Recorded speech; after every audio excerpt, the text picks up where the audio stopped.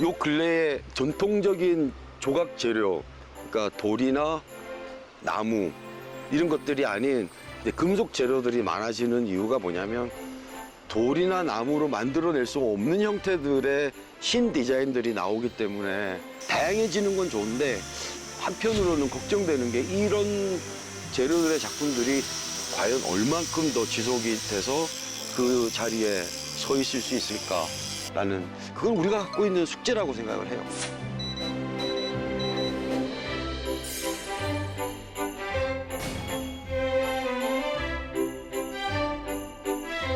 자연에서 왔지만 자연으로 다시 되돌아가는, 자연에 묻혀버리게 되는 그런 미술제가 있다고 해서 찾아왔습니다.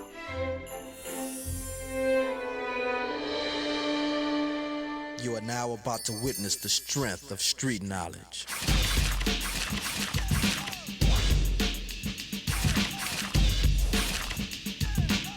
자연은 시간이 지나가면 갈수록 사라지게 되는 거죠. 그게 자연의 섭리고 이치입니다.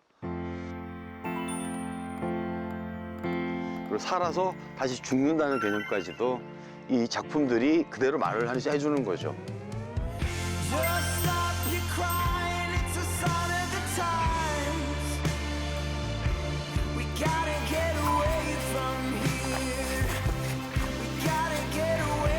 이 2017년 그 우포 자연미술제에 첫 초대된 외국 작가 작품인데, 그때 국제 미술제였죠. 지금도 국제 미술제이긴 하지만 그 코로나 때문에 외국 작가들을 초대를 못하는 상황이랍니다.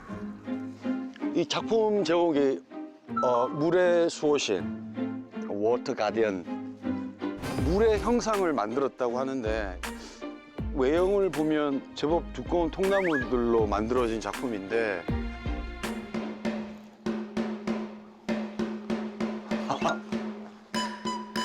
진짜 버섯이 있네요.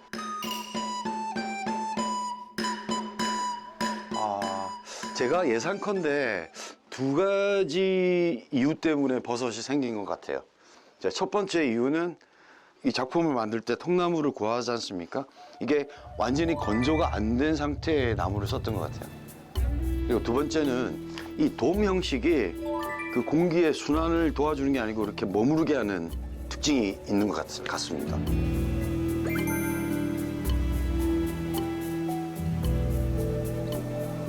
이렇게 돔이긴 하지만 구멍들이 이렇게 뚫려 있기 때문에 비가 오게 되면 빗물이 떨어지겠죠. 바닥에 보면 이렇게 빗물 때문에 생겨난 홈들이 이렇게 있어요. 네, 똑같은 자리에 물방울이 계속 떨어지니까 생기는 현상이겠죠.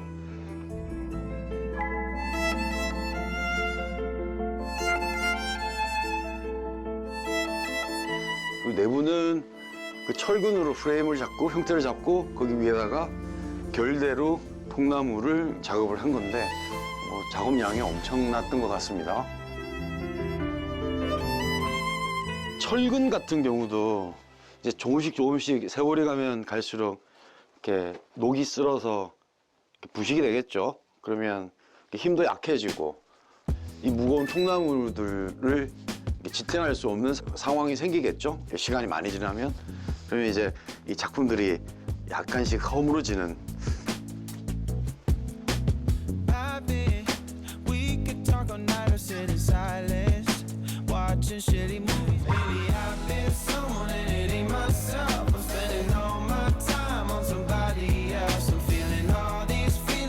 이 작가는 대만 작가인데 리쿠에츠라는 작가고요.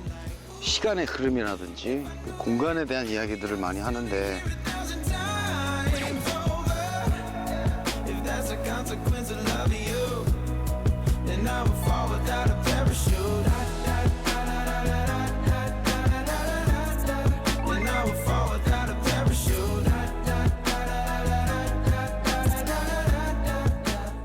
(70년대) 말 (80년대) 들어오면서 이제 랜드 아트라고 하죠. 대지 미술. 대지 미술이 미국에서 이렇게 등장을 하게 됐는데 미술관 안에서 벌어지는 그런 행위 자체가 미술이 아니고 대지로 나와서 자연에 순응을 하고 자연 속에서 자연에 다시 되돌릴 수 있는 작품을 하는 작가들이 등장을 하게 되죠. 그 크리스토라는 그 미국 작가 같은 경우는 전 세계 사람들이 다 알고 있는 유명한 건물들을 헝겊으로 이렇게 포장을 하는 작업들도 해왔었어요. Ophelia, heaven help a fool falls in love. Ophelia, you've been on my mind, girl, since the flood. Ophelia, heaven help a fool falls in love. Ophelia, you've been on my mind, girl, like a drug.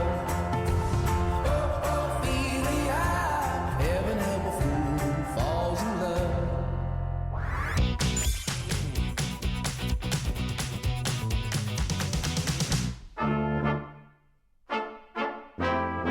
꽃 봉우리를 형상을 했다 그러는데 두 종류의 나무를 썼어요. 겉은 대나무, 안쪽은 얇은 대나무. 그래서 이 작품은 이렇게 하면 움직일 수 있는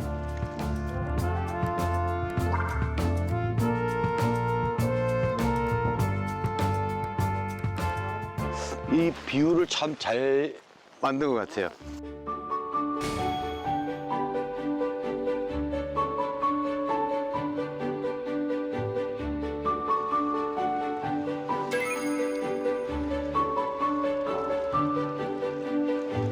철근으로 이렇게 뼈대를 제작을 했는데 철근 자체에서 이렇게 나선형으로 중심부에 합쳐지게 되고 오각형으로 형태를 잘 만들었기 때문에 이 균형을 잘 유지하고 있는 작품이네요.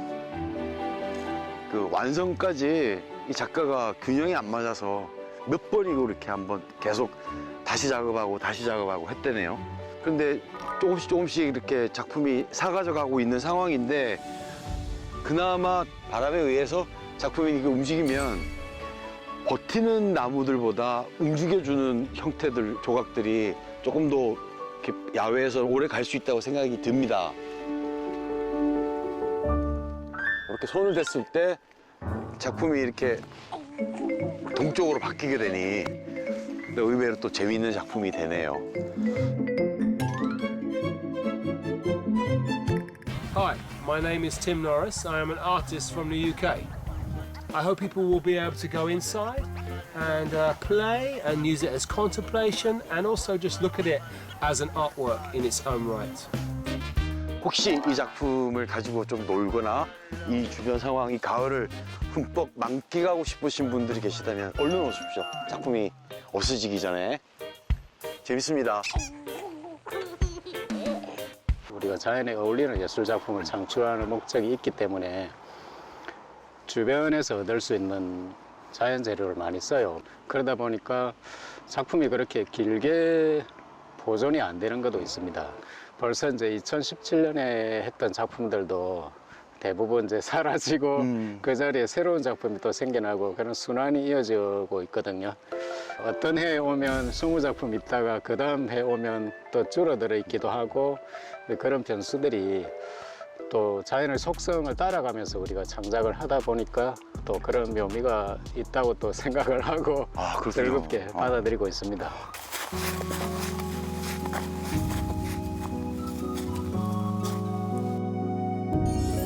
대부분 나무 색깔, 초록, 그리고 자연에 가까운 색깔들이 단데 이 작품 같은 경우는 하얀색 깃털로 만들어져 있네요.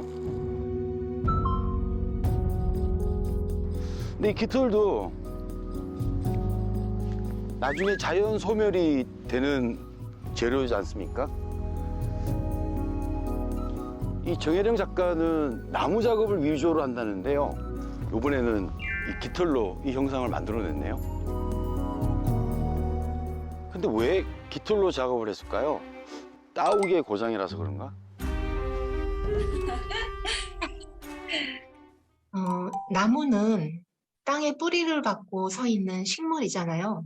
근데 주변에 위협이 있어도 움직일 수 없는 이 나무에 대한 안쓰러움이 좀 있었어요. 깃털 옷을 입혀줌으로써 동물성을 부여했습니다. 동물적인 자기 보호 본능을 발휘해서 마음대로 이동할 수 있고 움직일 수 있게. 따오기의 고장이라서 그런가? 따오기 깃털은 사실 일부 사용됐어요.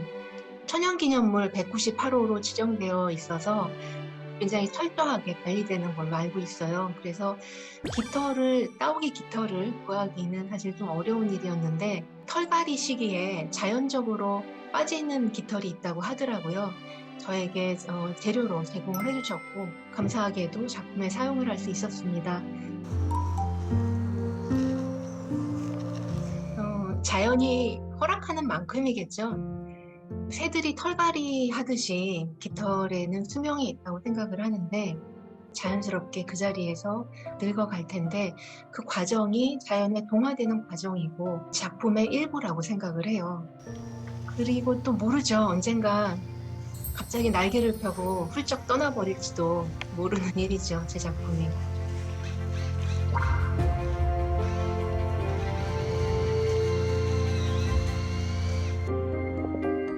해가 산 너머로 저물었습니다.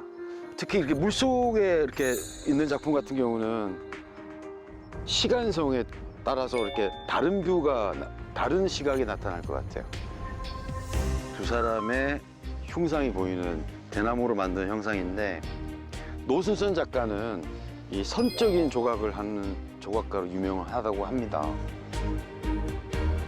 물속에 있는 거기 때문에 다른 그 잔디나 흙바닥 위에 있는 다른 조각들하고는 좀 다르게 소실되는 시간이 조금 짧을 거라고 생각을 해요. 근데 물 위에 조각이 있다는 거는 그걸 바라보는 관객들이 자기도 비춰볼 수 있는 그런 생각을 가질 수 있지 않을까라는 생각을 해봅니다.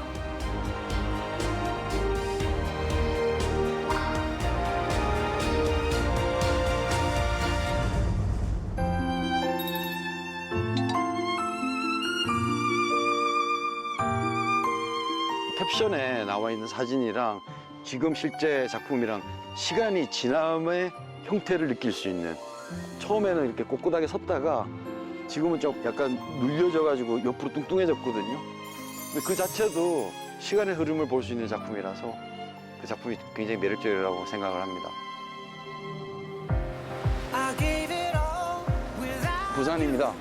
국제적인 도시로 성장하고 있는 이 부산에서 세계적인 거장들의 작품을 거리에서 볼 수가 있다고 합니다.